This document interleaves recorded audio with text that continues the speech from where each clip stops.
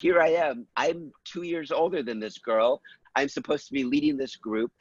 She just has a baby, and I've got 12 more days of a tour to lead with her. It was insanity. And I said, is this the job that I signed up for? Do I have to wait? Do I have to ask people, are you about to have a baby? It was crazy. Namaste everyone, I'm Ashwani and welcome to another episode of Tourism Story. Today with me I have Mitch. Welcome to the show, Mitch. And I'm glad you joined me. This is going to be really good for me and for everybody. Thank you for joining us. Really excited to be here. I love that I'm in New York and you're in Delhi, and we're just face to face. It's great. Yeah, that's great. So I'll begin with you. I must tell people that what about you. Most of them might know you. I'll still tell them that what you are up to in life. So Mitch is an opera composer. He's a philosophy teacher, magazine photographer, tour guide trainer. That's how the world and I know you. Please tell us, how do you see yourself? How do I see myself? Yeah. Well, it's a funny question because I think every year of my life it's changed. Like you said, I'm like many tourism professionals where I was doing very different things when I began what I thought was going to be my career before I found travel. And for me, I was living in France and I studied music composition. I was an opera composer. I still do that. I was a philosophy professor. I did my advanced degree over in France, and I thought I was going to sit in a room every day of my life and just think deep thoughts about life and share whatever I think to a bunch of impressionable students. I knew I wanted to be a philosophy professor until I started doing it. And the minute I started doing it, I realized it was way too limiting, too small. I realized I didn't want four walls around me for the rest of my life. And that's sort of when I began my journey through travel. So now I think the question, how do I see myself? It's being a connector of people and places, travel professionals, people who are tour guides, people who are starting tour businesses. I try to connect all of the pieces and make everyone better, and teach all of us some new tricks. So that's what I do. Wow, that was super cool because it just helped me understand myself. So I'm also doing the same thing. Wow, that was really good connector. I will also use the same introduction for myself from now on. Thank you. Great. So you said you were studying opera and philosophy, and as far as I know, you started your first tour in the first year of your college. But before that, you moved from, I think, US to New Zealand. I did. Tell us about that. Yeah. I'm in the United States. I'm sorry to stop you, but please put the year as well. Yep. Yeah. Which year was it? 2001 is the year I started living in France and traveling, but the year 1999, right before the new millennium, right before the year 2000, I was 17 years old, almost 18 years old, and my whole life was planned out for me. I was from a very small town in the middle of Wisconsin, and something in my little brain just said, I need to leave, to get out of here. In America, I'm the middle child, and the middle child has a reputation for being the crazy kid or the one that doesn't quite fit into the bunch. And so that's definitely me. And I told my parents, I need to go find myself. I need to go discover the world. And so I just bought a plane ticket for the farthest place I could possibly go from where I was from, which was New Zealand. I moved to New Zealand and then Australia, Japan, India, China. I just grew a thirst for the world. The more I saw, the more I wanted to see. And so that's how I sort of began this journey in my love of travel. And then I was 19 years old and my parents said, okay, you've done enough traveling, time to go get a college degree. And I was living at France. I was living in Paris at the time. And so I settled down in Paris and began my life. And how do you choose opera, to study opera in France? You could have studied anything in India and other parts of the world. How did you end up Who knows? there?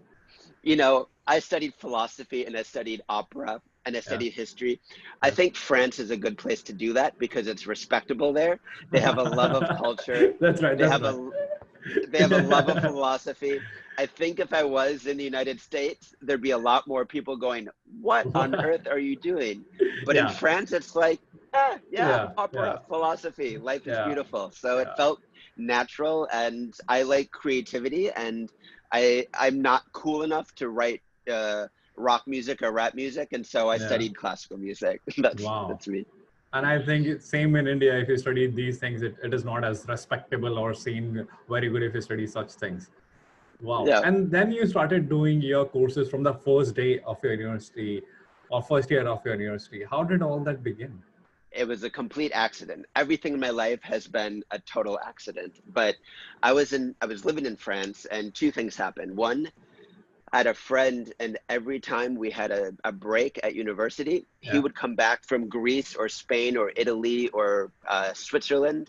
And I was so jealous that I finally asked him, how can you afford to do all of this? And he said, it's my job. And he works as a tour director. So he worked as a tour guide that is on the bus with Yeah. the group for 20 days. But he saw all of Europe and then all of the world through that. And Yeah. he got me my first job, which is a story itself. But I just thought, that sounds interesting to me because I had a passion for communication, for history, for storytelling, for exploration. And so I thought the idea that that could become a job was just magic to me. Wow. You said that everything was accidental in your life. So, Are you an accidental child? oh, um, Yes. I am. That's so funny you say that. I Yeah. mean, there might be something going on there because I am. This is a little personal, but my mother had a series of difficult pregnancies Yeah.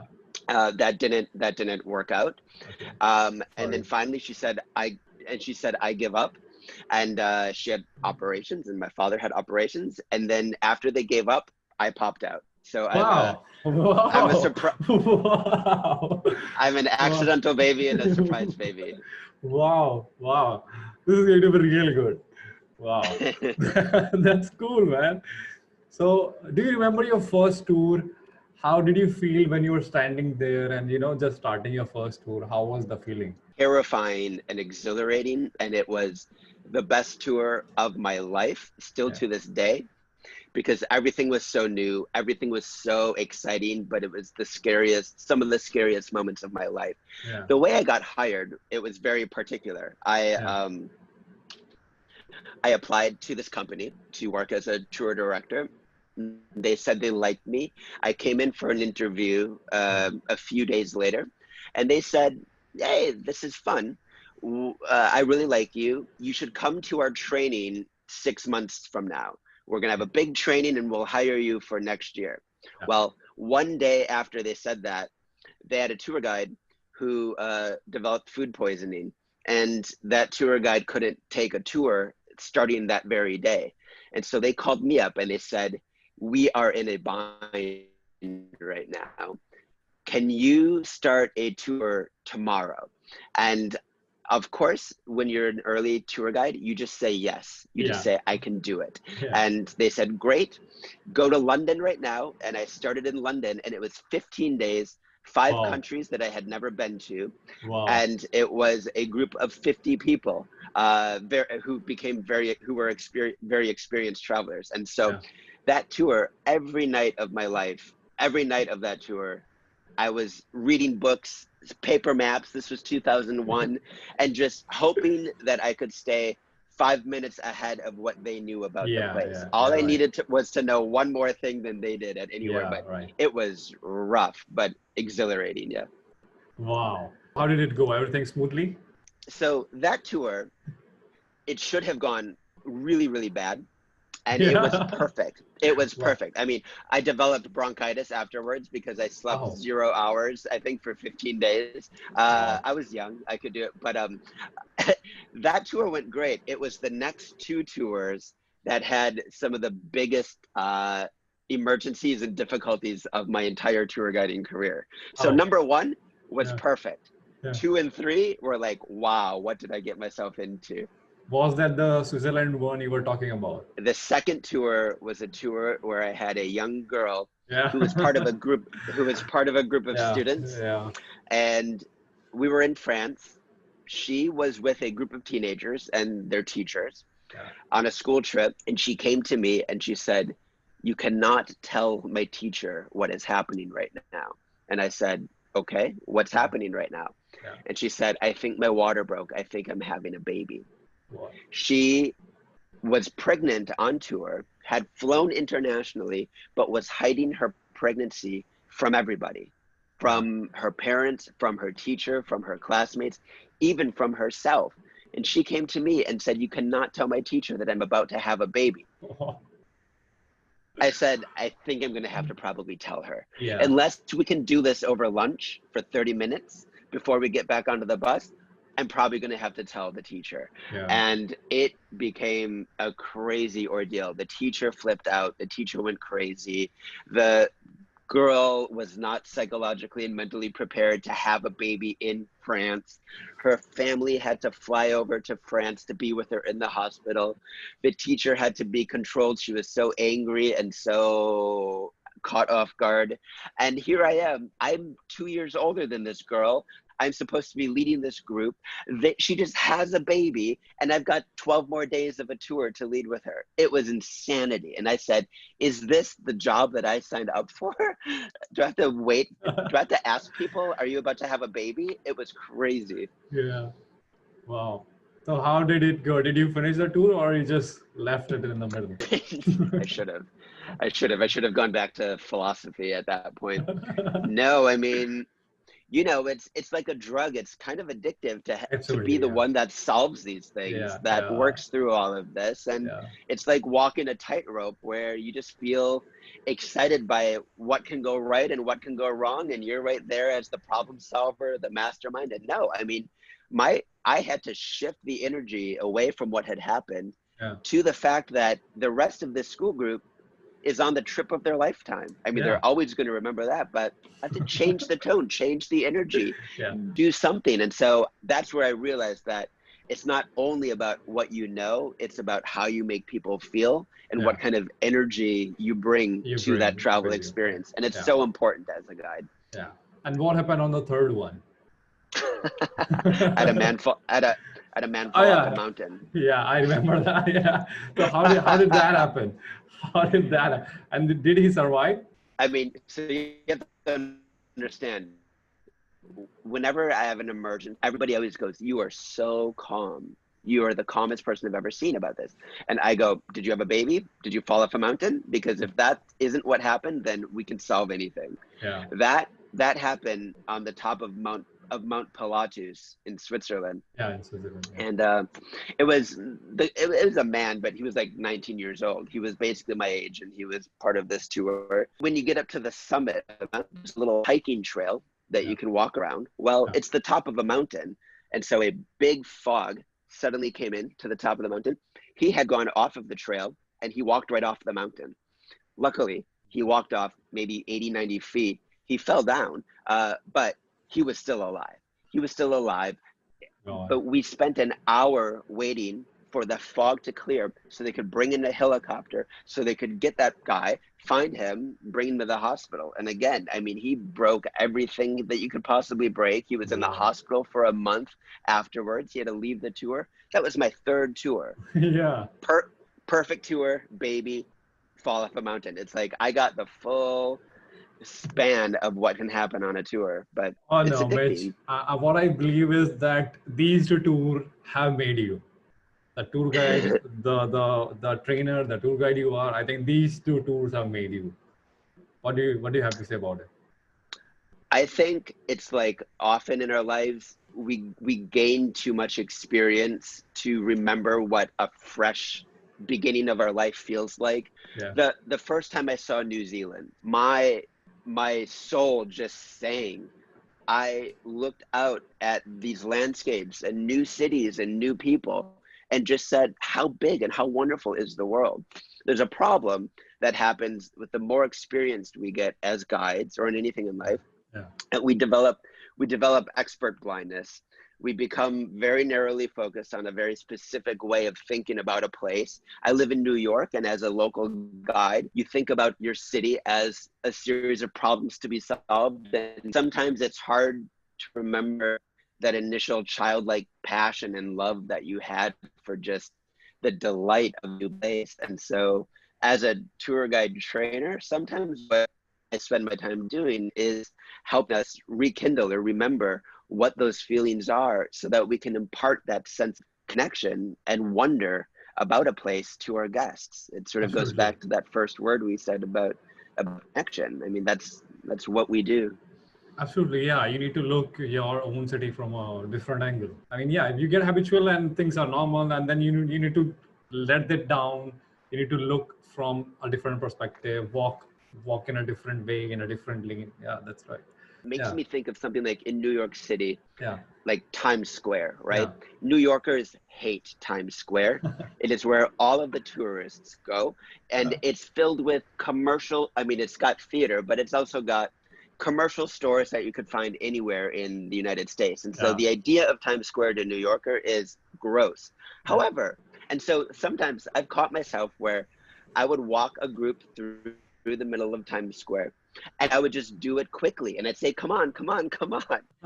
But I'm forgetting that to somebody from the middle of nowhere America with one street sign, to suddenly see this, they feel like they're in the center of the universe of the future. Yeah. And we need to remember how to honor the feelings that tourists have about the first time that they're there, and to create a space where they can feel that and love that. Yeah, I have been to few monuments and few lanes of the city, like continuously for entire year, and I can walk blindly there. So I understand it, that we need to look at things slowly and from a different perspective and care for the tourists. Yeah, it's normal for us, but it is something big, and that's why they are there, just to see those things which we don't consider as a big thing on the tour.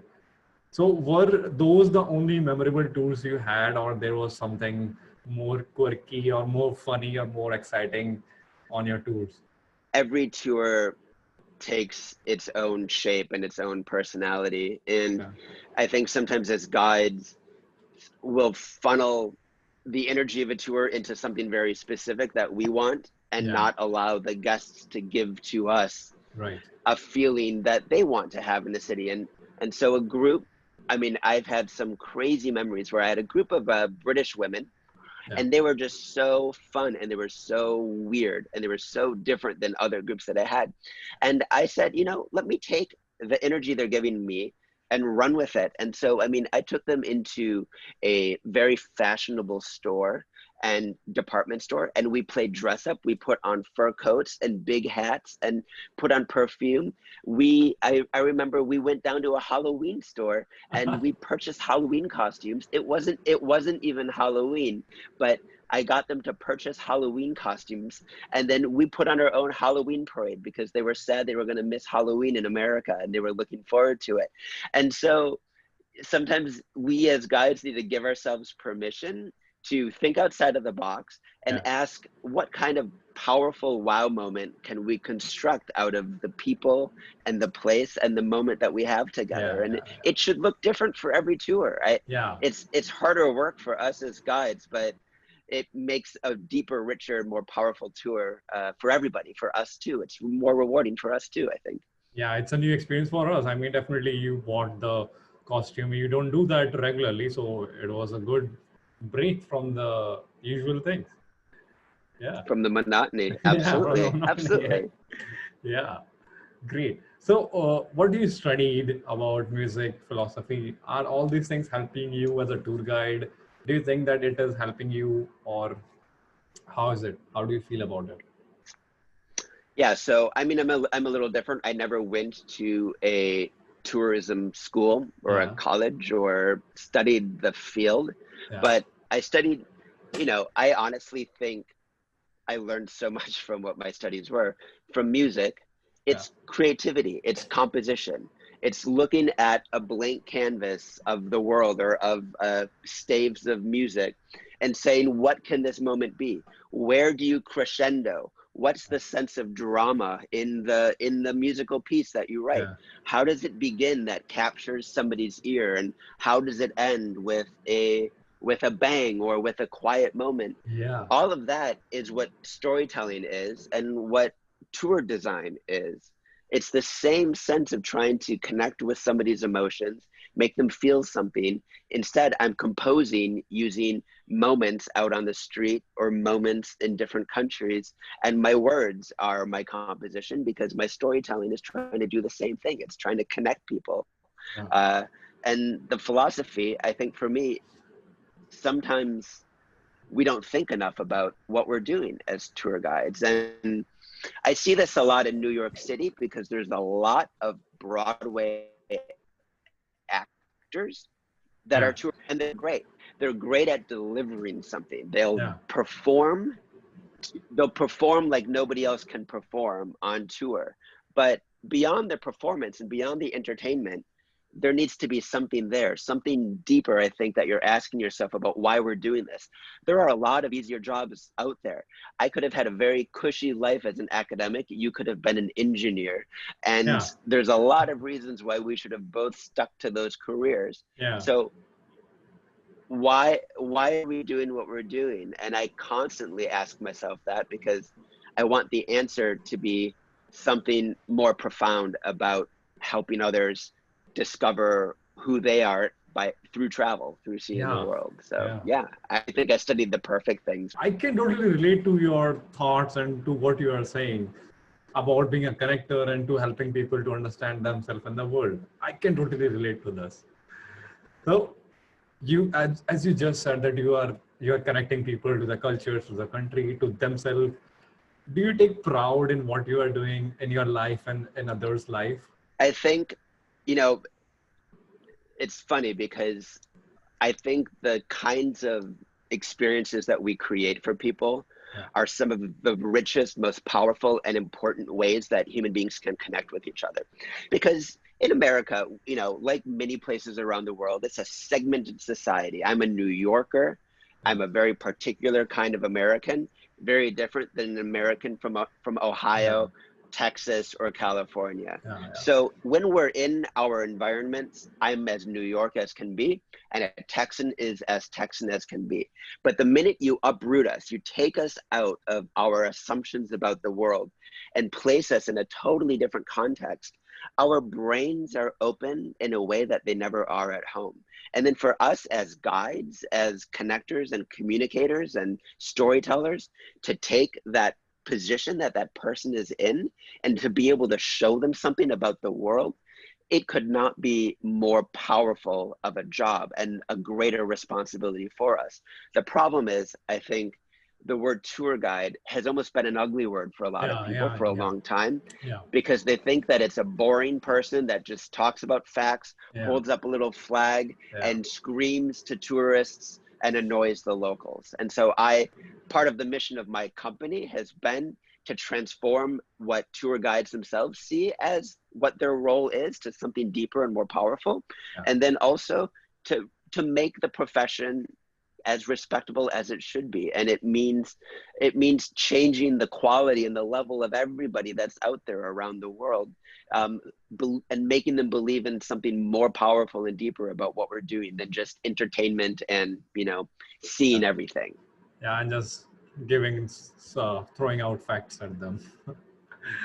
And seeing tourism as check it off my list. I saw the Taj Mahal. I saw the Eiffel Tower. I saw that. And good, now I've done India or I've done America. I hate that word. That's a very American way of thinking about travel. The idea like, oh, I've done Paris already because I saw 8 things in there. You can never do a city, especially a city as deep and profound as Paris. And so I'm trying to get guides and travelers alike to understand that what they're doing when they do travel is something different than just that. Because what does that get you in the end? It's like fast food. It's like you eat up Paris, you eat up Berlin, you eat up, you know. You don't enjoy fast food. I mean, it's just quick fun. In long run, it is not healthy and it is not fun in the long run. And I have met travelers who have been, I do food tours. So I have met travelers who have done food tours in different parts of the world in India, and they have never been to Taj Mahal. They have never been to the Egypt. So people are changing. Even the tourists are changing. And I was very happy to see that there are these kind of tourists who are coming to our cities. And I believe they are there to learn, not just to check off their list. And then it makes our job more, worthful, what we are doing in somebody's life, that we are helping them understand the cultures. Great. So yeah, please. Oh, no, just to follow up on what you Yeah, said, yeah, you're absolutely right. It's all changing right now. We're at the beginning of a new type of tourism, which I think is being birthed from the excesses of tourism of the past. yeah. And one of the excesses is, in 2019, more people traveled around the world than ever in the history of the world. And tourism isn't that old, Yeah, also as an industry. In 1970, it was very impressive to see the Eiffel Tower because it was harder to get there than it is now. yeah, And then, and so what people want out of travel and out of a place has become a desire for something more unique, more enriching, yeah, because they've sort of felt like, I've been there, I've done that, give me something deeper or more interesting. yeah, And you're right, we're training a new generation, a new kind of traveler that wants an experience yeah, over sightseeing. And I like that change in language that indicates something more interesting happening in the industry. yeah.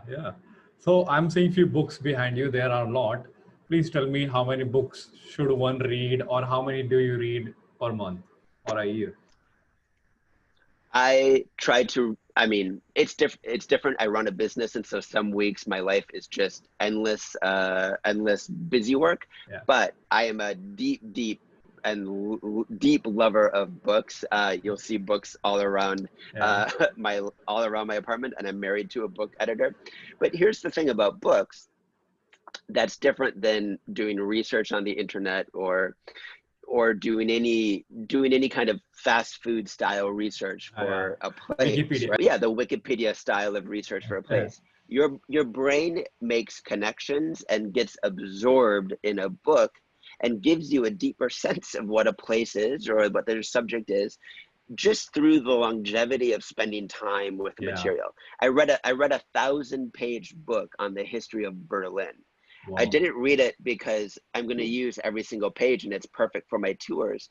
But you notice as a tour guide that when you have that profound body of knowledge underneath what you're saying things in a way that is making unique connections, or you're saying the right things to your guests for that moment that's beyond the script. And so right now I'm reading a book, and it's the history of tourism of the 18th century and the 19th century, and the way tourism went from how rich people in Britain would get into a carriage and travel across Europe for 2 years Yeah, to the beginning of train travel and package tourism, and yeah. what that did in Thomas Cook. our yeah, and Yeah, Cook's Voyages, and then Globus and some of these yeah, other old companies. yeah, I'm not doing that because I'm ever going to use that information specifically on one of my stops on my tour, but it informs everything that I do as a guide, as a trainer, as a tour designer. And I think for me, that's the power of reading a book. And so every morning before I check my email or do anything, I spend an hour just reading a book. And that wow. sets my brain, I think, in a mode to respect what, I guess, deeper connection or deeper knowledge Yeah, feels like. And that's kind of been a theme of everything we've been saying, is like yeah, making sure that we're going a little bit deeper than we normally do when we travel. yeah. I agree with you, and I'm doing the same thing with biographies. Not focusing on history at the moment. I'm focusing on biographies, as you know, just COVID thing. So, just to know, when you were starting, what kind of books were you reading when you were just starting your tour guiding career, and what kind of books are you reading presently? Well, On top my of first tour, I was reading the Michelin Green Guides because I needed one paragraph on the next stop that quick, I was quick. going to on the bus, and Yeah. it was fast. But there's a book that came out that, and I'm glad you asked this. There's a book that came out in 1998, just a few years before I started, and it was kind of a revolutionary book back then. It was called The Experience Economy, and it was Yeah. by two sort of social scientists that noticed the way in the United States that coffee was being sold in a very different way. It was no longer just a 25-cent Oh yeah. cup of bad black coffee, Yeah. but they studied the way Starbucks had added a sense of theater, a Yeah. sense of human connection, a sense of even sensory experience. Yeah. All of these ways that you could sell a bigger cup of coffee, Yeah. or a more expensive cup of coffee, by adding an experience to it, a sense of performance and a sense of something special. And I read that book by accident, not thinking it would apply to my tour guiding, because this was before everything was an experience in tourism. But it made my brain understand that this isn't simply a job about knowledge. It's a job about how you use that knowledge. The knowledge is the coffee, right? Yeah. So you can sell a 25-cent fact, or you can make that fact part of an experience, part of a story, part of something that goes to somebody's emotions, goes to somebody's sense of joy and surprise and delight. And those are ultimately the things that we want people to feel when they visit a place and when they have a great tour guide. Not just, wow, they knew a lot. That's not enough anymore. So that's not enough. So that book was probably the most influential on me when I was just starting out. And what are you reading now? So what is your genre kind of books you are reading currently? Tourism, history, other than that? So I read a lot of history, but I read a lot of, I guess you could call them philosophy, but I don't think of them as philosophy, because I think of them more about, I mean, it's somewhere between philosophy and self-help. But the number one book that I've read in the last couple of months is a book called How to Do Nothing. And that's something that probably a lot of us are doing right now if we're in the travel world. But it's not about doing nothing. It's about, I think, understanding that less is more, and that our time is something more important than just to be filled with tasks to be accomplished. And this book, it's by Jenny Odell, and I highly recommend anybody reading it. It honestly changed my life again. And I think because the moral of that story is trying to understand, for us as travelers or as professional tourist guides or whatever we are, how to create spaces of time that allow us to truly appreciate where we are and what we're doing. And how do we use silence? So it's not just our words and us flapping our hands and being the most entertaining things, but how on a 2-hour food tour can I take a moment and really give that time to my guests to appreciate it? And it might be, I mean, I've experimented with this where I'll read a little bit of poetry, or I'll just say, I'm not going to say a word. I just want you to close your eyes and eat this croissant and think about every single bite. And it's about, she calls it placefulness, but it's a sense of getting rid of mechanized time, just tick tock, next stop, next stop. Get rid of this idea that we should do more and more and more and more, and instead find ways of truly appreciating as human beings these moments that can mean something so much better. So that book I've really loved. Wow, I can totally relate to this because I don't remember which book I was reading, but it had something like this. And it said that no matter what you achieve in your life, no matter how hard you are working in your life, but always put few moments in your life to be thankful of the things you have, or to be thankful that you are able to do this, and to remind yourself that things are greater than what you are doing in your life. There's a poet named Allen Ginsberg, who's a famous old American beat poet, kind of a hippie from the 60s and the 70s. But he has a quote that he says, "You own twice as much of a rug if you're twice as aware of the rug." So instead of just trying to accumulate more and more, or fill your tour with more and more visits and stops, if you can make that one stop you have more powerful in some way, you own more of it. It's more, it's a better part of your tour than just adding and accumulating more and more. And so I think of that quote often, instead of thinking my food tour would be better with even one more stop over there to get the best naan bread in Delhi or whatever.